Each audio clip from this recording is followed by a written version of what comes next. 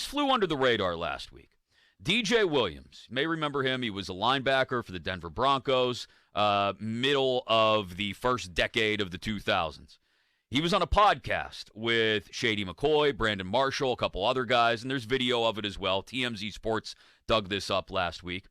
And he's talking about when Josh McDaniels was the head coach of the Denver Broncos, 2009. That team started out on fire, 6-0, including an overtime win against the Patriots. They were rolling.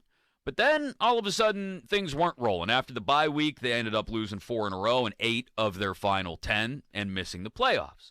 Well, DJ Williams... We're talking about the linebacker from Miami that played with the Broncos, DJ Williams? Yes, okay. that DJ Williams. DJ Williams tells a story about playing for Josh McDaniels and how prepared he always seemingly had them.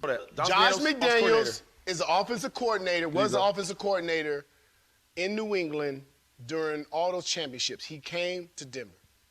I never in my life was more prepared for a game than the years that I played with Josh McDaniels. They took preparation for a game. For me, it was on some psychoanalytic. For the meeting on a Wednesday, and he would lay out keys to victory. This is how we win the game. Every time we did exactly what he said, this is facts, bro. We won. He said, look, when they line up in this formation and you're their linebacker, they're running a deep dig behind you. He said, at the snap of the ball, sprint to the hash mark. He said, if you turn around fast enough, you got to pick. If not, it's going to hit you in the back of the head. Like that. And so we did that for 6 weeks. Yeah, facts. Wait, hold on. I'm about to here come the twist. We get to San Francisco. We play San Francisco. We end up losing to San Francisco. We're supposed to beat San Francisco. Okay. Here's what happened. Our film guy got caught because we had to share a stadium. Got caught filming their practice.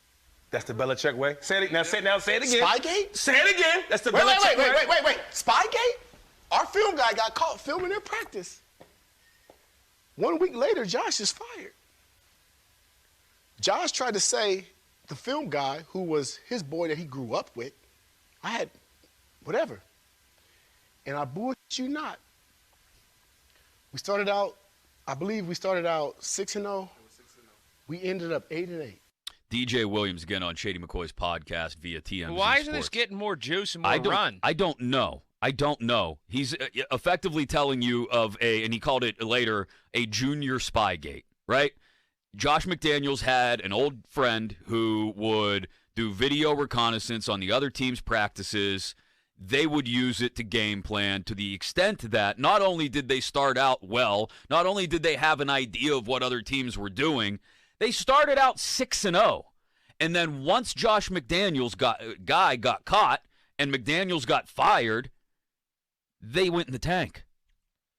Yeah, this again, it gets back to this for me, and this Broncos team aside. Mm-hmm. But it's why I always and look, and people don't like me for this. Some people say, and he's become a lovable character and all this stuff.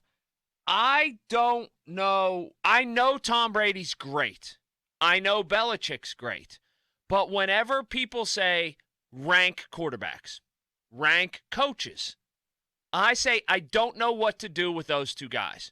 Because, and this is my streamlined argument, I don't know if it's one touchdown that Tom Brady gained an advantage of and was able to throw because of Spygate. I don't know if it's one win that Bill Belichick got because of Spygate. I don't know if it's 100 touchdowns that Brady got. I don't know if it's 100 wins that Belichick got because of Spygate. But what I do know, I know because those guys were fined and they were punished for it, it's greater than 0. They gained an advantage to where their benefits were greater than 0. So when people say, where do you rank Brady? I say he's great, but I don't know because I don't know the depths of which their advantages were had by this cheating. Those two, again, it's up to other people to decide. They're frauds. They are frauds. Josh McDaniel, fraud. What does DJ Williams have to gain by being a guy who played on that team to now come out and nothing. say, right. Nothing.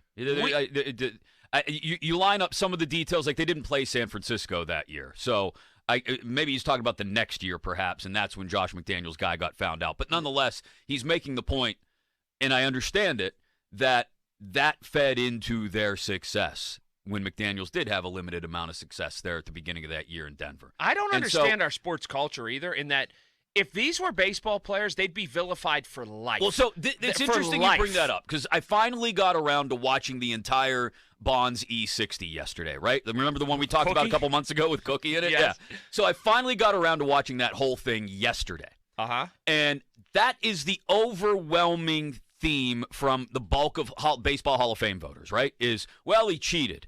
And then we come back around to the same argument of, well, yeah, you got the same level of evidence that maybe Bagwell or Piazza or Big Papi or anybody else cheated, and two of those three guys are in the Hall of Fame, and a third one's probably going in this year. And so it comes back around. No, people don't vote for Barry and for Roger Clemens because they were jerks to them. So this is, though, where I come back to that, and the reason I make the comparison is we all know, and I think we agree, that Barry Bonds was a Hall of Famer before he ever did anything. Yes. Right? Before he ever did anything illicit or illegal or against the rules. Cream and clear and all that. Mm-hmm. I think you could make the same argument for Belichick and Brady, that they're probably Hall of Famers anyway, and they'll end up there. They will.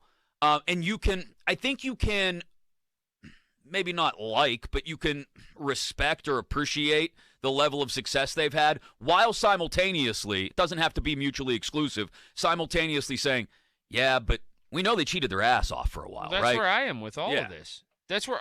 You can't take anything that happened during that Patriots dynasty or any Belichick protege, although how much success have we seen from assistants of his, underlings of his who've struck out on their own? You can't take any of their success entirely legitimately. You just can't. And that goes. That's how I always go back to. I don't know what it is. I know it's greater than zero. And it even goes to the point where now, and I understand Ernie Adams isn't around anymore. He was the guy that helped coordinate a lot of that video reconnaissance and Spygate stuff for Bill Belichick. I still don't trust. Like, as long as Bill Belichick is in New England, there's a shadow there, and that up to and including, like, Mac Jones had probably the best rookie year of any of the first-round draft pick quarterbacks, right? Do we call that into question? Do we call into question the fact that their defense was playing really well for the middle third of the season and then went in the tank? Did something happen there? Everything that happens with the New England Patriots and Bill Belichick specifically, and all the offshoots from Belichick, becomes it's cast a shadow on, because you don't know how much of it to trust. And the sports media is part of the biggest problem in all of this. The hypocritical sports media, the people who, and I'll say it, the people like the guy that goes on after us. He's a hypocrite, and people like him are hypocrites who say, I'll never vote for Barry Bonds for the Hall of Fame. But, man, Bill Belichick's a great coach. Tom Brady's a great quarterback. You're a freaking hypocrite. You're a total hypocrite. It's cheating either way. Right. And and I'm not just saying it's wrong. It is pervasive, and it is around all kinds of old school media in this country that want to pick and choose who they think are good guys and who are bad guys. And then they're able to build that sort of aura around that person, and they're able to mold legacies. Tom Brady's a freaking cheat. Tom Brady's a fraud. It's just a matter of to what degree you believe it is. Yeah. But there's no question, again, it's greater than zero that he gained an advantage over other teams. So to kind of wrap this conversation up for just a moment, would you vote for Barry? You vote for Barry for the Hall of Fame if you had a Hall of Fame vote? Positively. So would I. Would you vote when it comes time for Tom Brady for the Pro Football Hall of Fame? Positively. So would I. Okay. But when people ask, where do you rank him in terms of quarterbacks, I say, I don't know. Somewhere in this range. Yes, but because I don't know. I don't know if he threw 3 touchdowns because of Spygate or he threw 120 because of Spygate. When it gets to rankings and GOATs and all of that, I don't know. I know his regular skills without all that puts him at Hall of Fame level. Right. And I think the difference is, somebody just texted in, if Belichick doesn't cheat to those early 2000s Patriots with Brady go 3-13 or 6-10 and never make the playoffs and the dynasty doesn't start. I don't think that's the difference. I think the difference is between, especially once you got into the 17-0 team, and the Patriots that were utterly dominant or in big moments always came up with big plays. That's the difference. I think they're still a good team, a very good team probably, with Belichick and Brady, but I don't know if they're otherworldly dominant the way they were. Yeah, they probably still win a lot of games. We can't answer it definitively because, like you said, we don't know how much cheating there was.